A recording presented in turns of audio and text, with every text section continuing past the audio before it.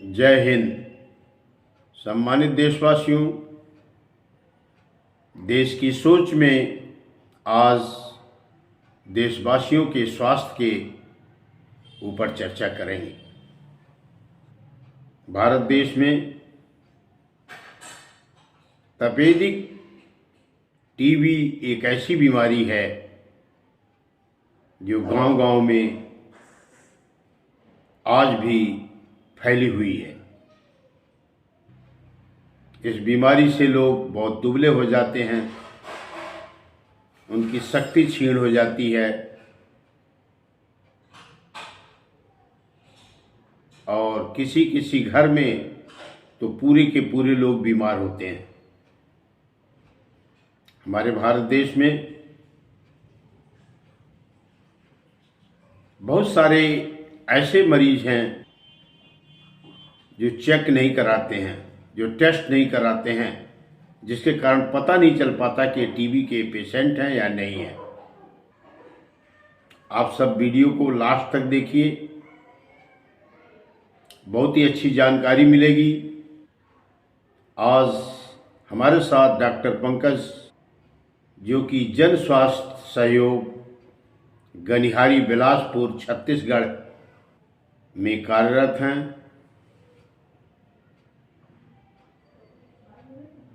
आप बहुत ही अनुभवी डॉक्टर हैं। डॉक्टर पंकज, सबसे पहले हम आपसे जानना चाहेंगे टीबी की बीमारी,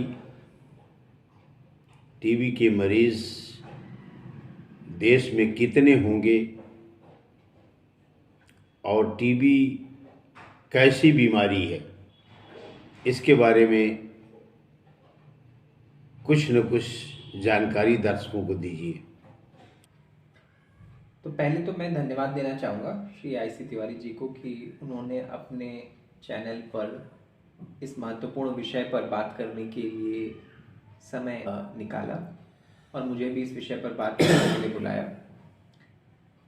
टीबी या तपेदिक, जिसको हम हिंदी में बोलते हैं, जनरल भाषा में लोग टीबी ट्यूबरकुलोसिस के नाम से जानते हैं, ये एक बहुत ही महत्वपूर्ण समस्या है जिसके बारे में हम सभी लोगों को पता होना बहुत ज़रूरी है। काफ़ी सारे लोगों के मन में आजकल ये भाव आ गया है कि हमारे देश से शायद टीबी बहुत ख़त्म हो गया है, कम हो गया है, लेकिन ऐसा अभी नहीं है। इसे हम ऐसा ना माने। 2023 में हमारे देश में लगभग 25 लाख नए टीबी के मरीज आए और लगभग इसी वॉल्यूम के आसपास हर साल टीबी के नए मरीज आते हैं। तो थोड़ा सा हम लोग जान लेते हैं जैसा कि टीबी क्या होती है, कैसे होती है, इसके बारे में। टीबी जो है वो, जैसा कि श्री IC तिवारी ने बताया, कि वो एक संक्रामक रोग है, अर्थात एक व्यक्ति से दूसरे व्यक्ति में फैलने वाला रोग।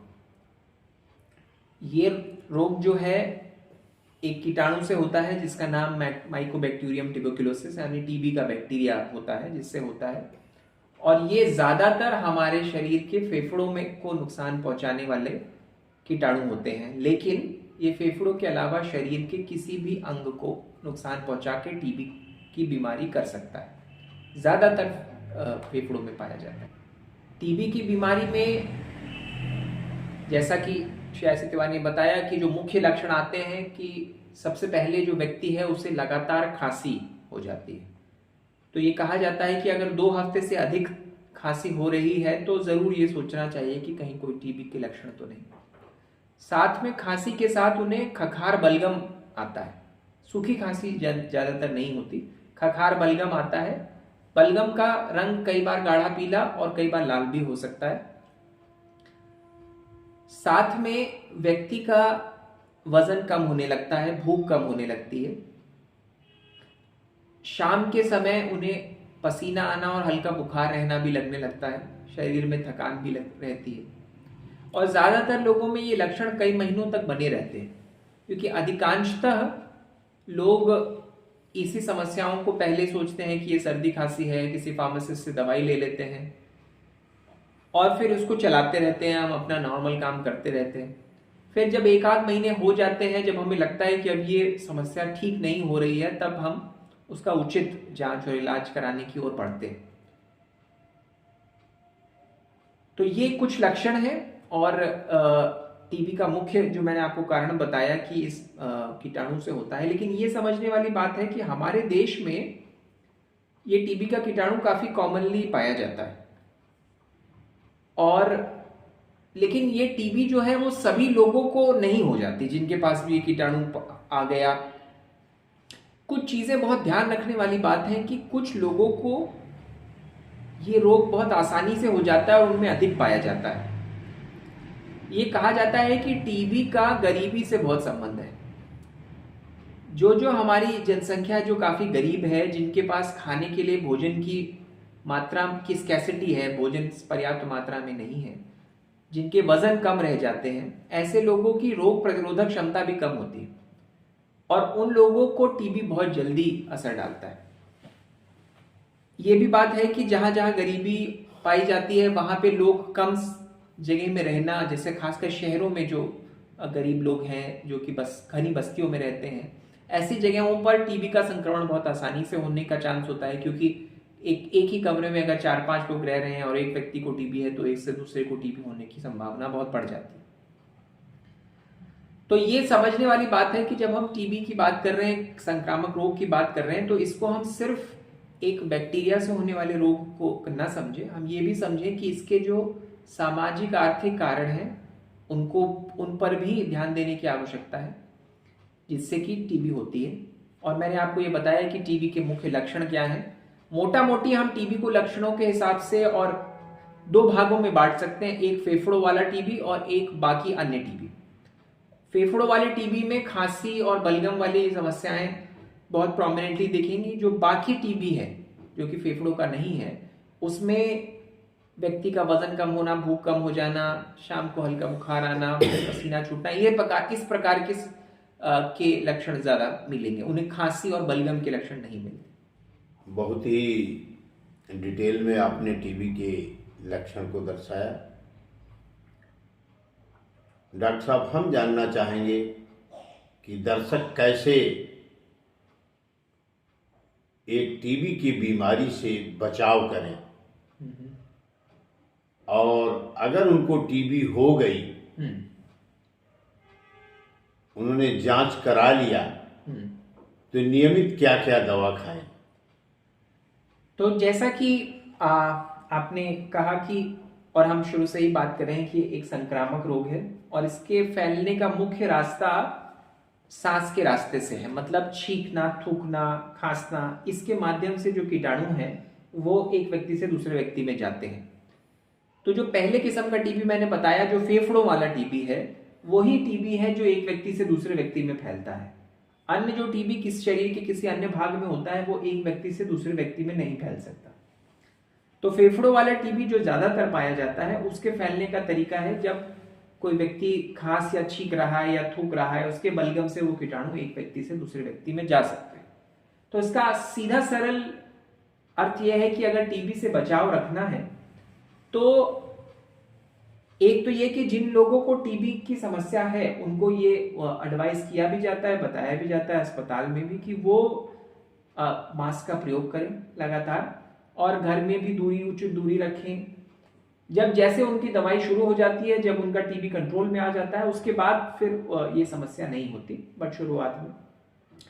अब जनरली लेकिन हम अगर बाहर हैं, दूर में हैं, हमें नहीं पता कि हम किस एनवायरनमेंट में हैं, किसको ये लक्षण या टीबी हो सकता है, तो ऐसे में खासकर भीड़ भाड़ वाली जगहों में अगर हम मास्क का प्रयोग कर सकें तो उससे टीबी से बचाव होने की संभावना है काफी।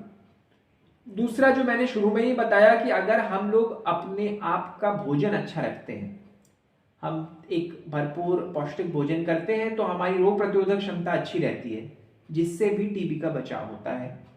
कीटाणु हम तक आने के बावजूद भी हमको बीमार नहीं कर पाता।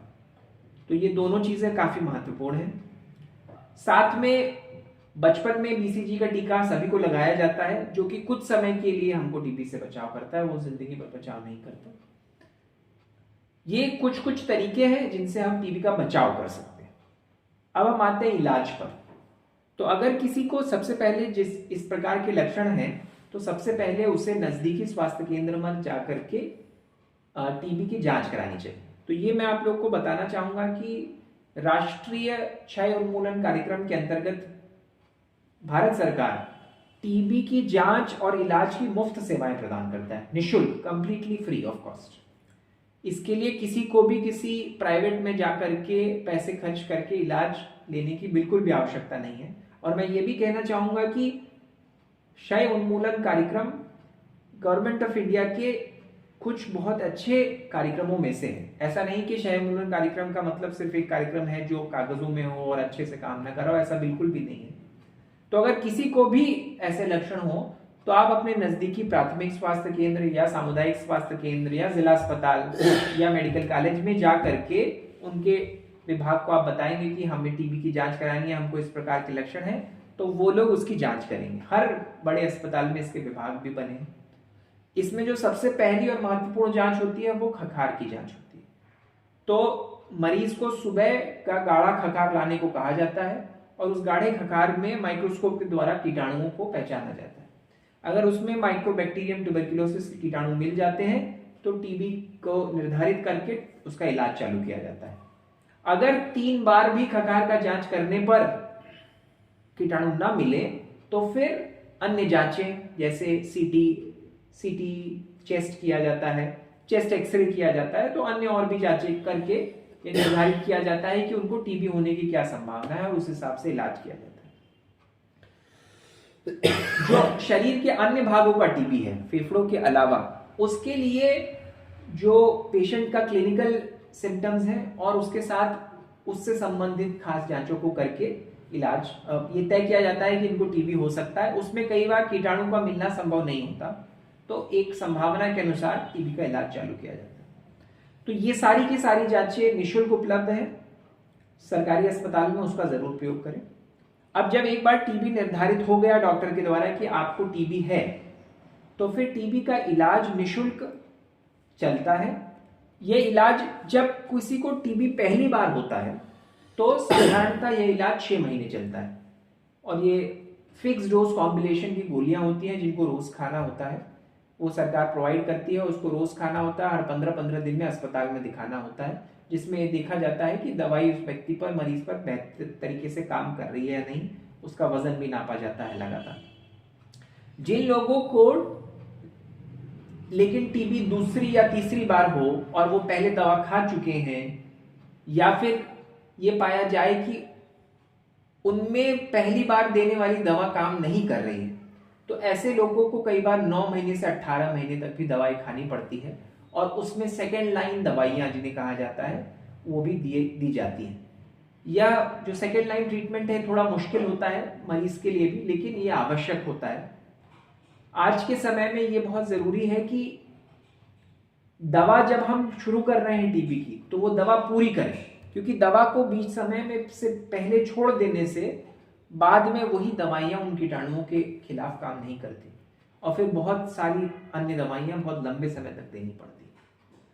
तो इस दौरान ये पूरा टीबी का इलाज जब भी शुरू किया जाए उसे पूरा इलाज लें, सरकारी अस्पताल से लें और वो सबसे अच्छी और बढ़िया दवाइयां वहां मिलती हैं। साथ में भोजन पर ध्यान रखें, भोजन को अच्छा रखें, पौष्टिक रखें। इसके लिए शासन ने 500 रुपये प्रति महीना के हिसाब से अनुदान राशि भी दी जाती है सरकार के द्वारा 6 महीने के लिए कुल 3000 रुपये, जिससे कि व्यक्ति अच्छा पौष्टिक भोजन ले सके। तो ये सब करने से हम टीबी से बिल्कुल मुक्त हो सकते हैं। एक और जो ध्यान रखने वाली बात है कि अगर किसी को टीबी है तो उसके घर में अगर 5 साल से छोटे बच्चे हैं तो उनकी जांच जहां पर आपको टीबी का पता चला है वहीं पर कराई जाए। उनकी एक खास जांच होती है जिसे मांटू टेस्ट कहा जाता है। वो मांटू टेस्ट करने के बाद अगर उनमें टीबी के लक्षण पाए जाते हैं तो फिर उन बच्चों को टीबी की दवा दी जाती है, अन्यथा बच्चों को INH नाम की दवाई दी जाती है जिससे उनका टीबी से बचाव हो सके।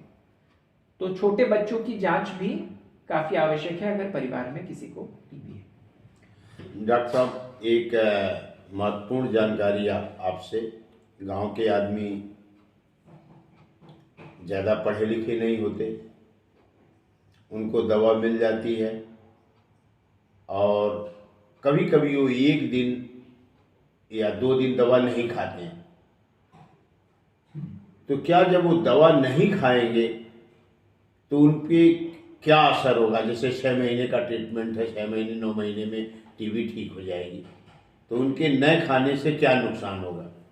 तो देखिए, ये दवाई को नियमित ना खाने से एक तो उस व्यक्ति को नुकसान होता है कि जब उनको दूसरी किस्म की दवाइयां दी जाएं तो वो काम नहीं कर, वही दवाइयां काम करना बंद कर देती हैं।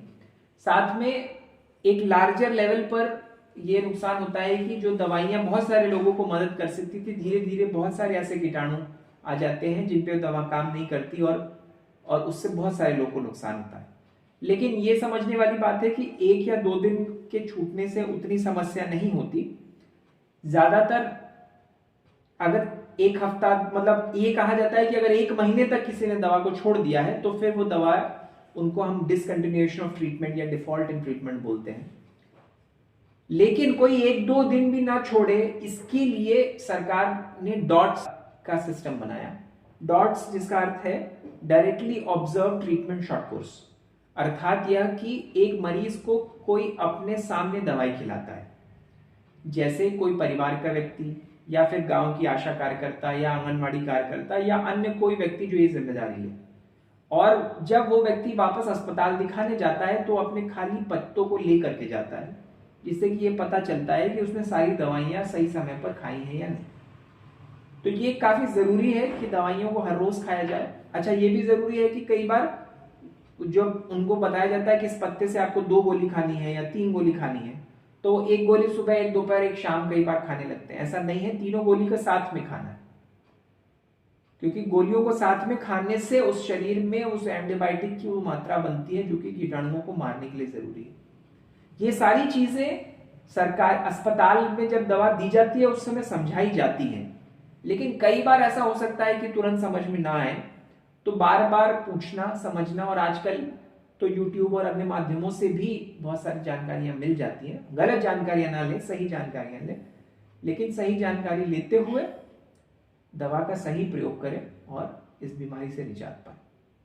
डॉक्टर साहब, एक आम क्वेश्चन है जो हमारे दिमाग में आ रहा है कि ज़्यादातर मेडिकल स्टोर पर तमाम दवाएं हैं, महंगी महंगी दवाएं हैं, और आप लोग कुछ न कुछ साल्ट लिखते हैं, ऐसा कुछ लिखते हैं,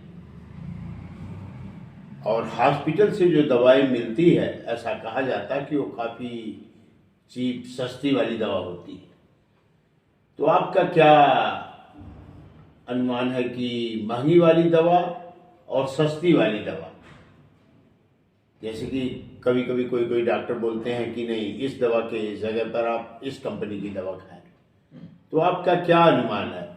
क्या जो दवा हॉस्पिटल से मिलती है और जो महंगी वाली दवा, दोनों सेम कारगर है, एक जैसा, या कुछ अंतर है?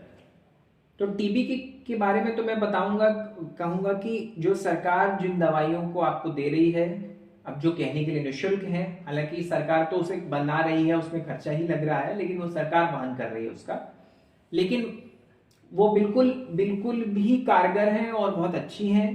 और जब आप जांच के लिए जाते हैं अस्पताल में, तो हर जांच में ये भी ढूंढने की कोशिश की जाती है कि वो सारी दवाइयां आपके कीटाणु पे काम कर रही हैं कि नहीं, और अगर काम नहीं कर रही होती तो दवा बदली भी जाती है। तो ये सारी सुविधाएं ज्यादातर आपको सरकारी अस्पताल में ही मिलेगी। प्राइवेट अस्पतालों में, जो बहुत बड़े प्राइवेट अस्पताल हैं, उनमें मिलेगी भी, तो आपको बहुत सारा पैसा शायद खर्च करना पड़े, जिसकी आवश्यकता नहीं है। दूसरा एक जो जनरल सवाल आप पूछ रहे हैं कि लोगों के मन में रहता है कि प्राइवेट में महंगी दवाइयां हैं, गवर्नमेंट में सस्ती हैं, कौन सी अच्छी है? तो देखिए, दवाइयां जो हैं वो एक सॉल्ट है, जो आपने शायद बताया, वो केमिकल फॉर्मुलेशन है। दवा को बनाने की जो कॉस्ट होती है, और इस पे बहुत सारी स्टडीज हुई हैं, सब कंपनियां भी ये बताती हैं कि वो हमेशा बहुत कम होती है, लेकिन जो दवा बेची जाती है जो मार्केट में, उसमें और दवा के बनाने के कॉस्ट के बीच में बहुत अंतर होता है।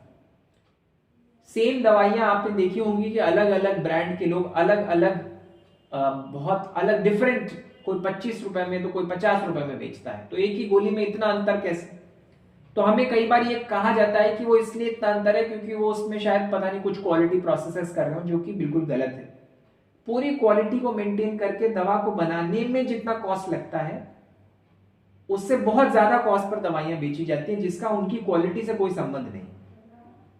तो इसलिए जो दवा सरकार के अंदर मिलती है, क्योंकि सरकार उनको डायरेक्टली ऐसे मैन्युफैक्चरर से लेती है और बल्क में लेती है जिससे उसको वो सस्ते में मिलती है, और प्राइवेट में वो रिटेल में जा रही हैं तो वो महंगी मिलती है।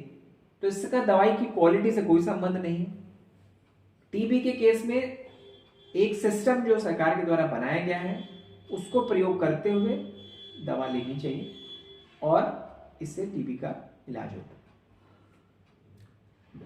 है। डॉक्टर पंकज, आप हमारे साथ देश की जनता को टीबी की बीमारी के बारे में बहुत सारी जानकारी दी। आपका बहुत बहुत धन्यवाद। धन्यवाद।